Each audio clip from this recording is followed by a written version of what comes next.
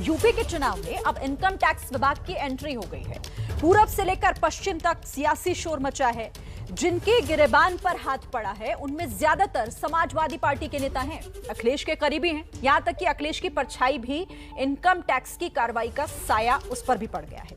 Income tax की छापेमारी list में कुल 4 नाम हैं, उनमें से जो 3 हैं समाजवादी पार्टी से जुड़े हुए हैं।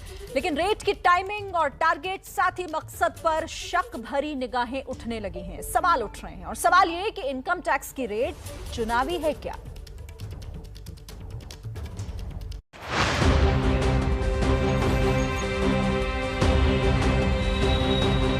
यूपी में इनकम टैक्स के ताबड़तोड़ छापे।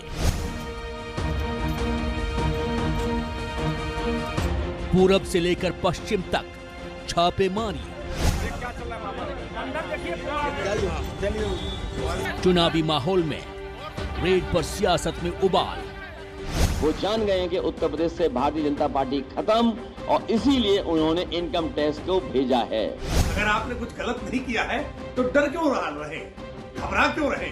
यही काम बंगाल में भी करा था, नतीजे इस काम की वजह से और इनके विपरीत हो गए। सांच को आंच नहीं होनी चाहिए।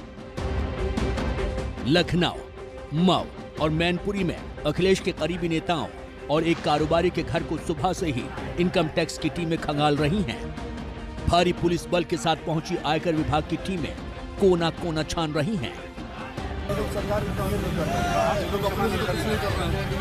और मैं बस इतना ही कहना चाहता हूँ, बता देना कि इससे दुगना स्पीड से और करूंगा। कुल 4 लोगों के घरों पर इनकम टैक्स का छापा पड़ा है। सियासी हंगामा इसलिए बरपा है क्योंकि रेड की रडार पर समाजवादी पार्टी के नेता और अखिलेश के करीबी हैं।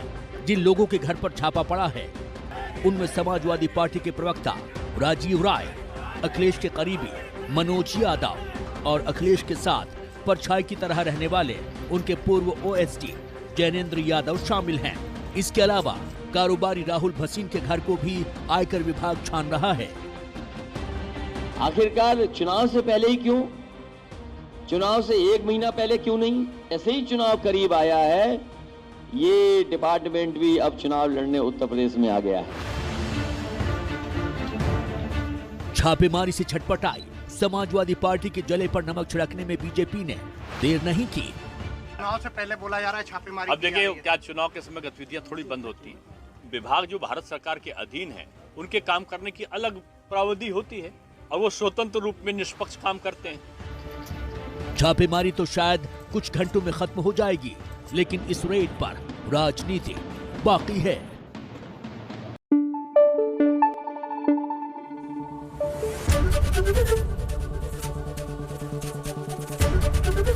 एबीपी न्यूज आपको रखे आगे।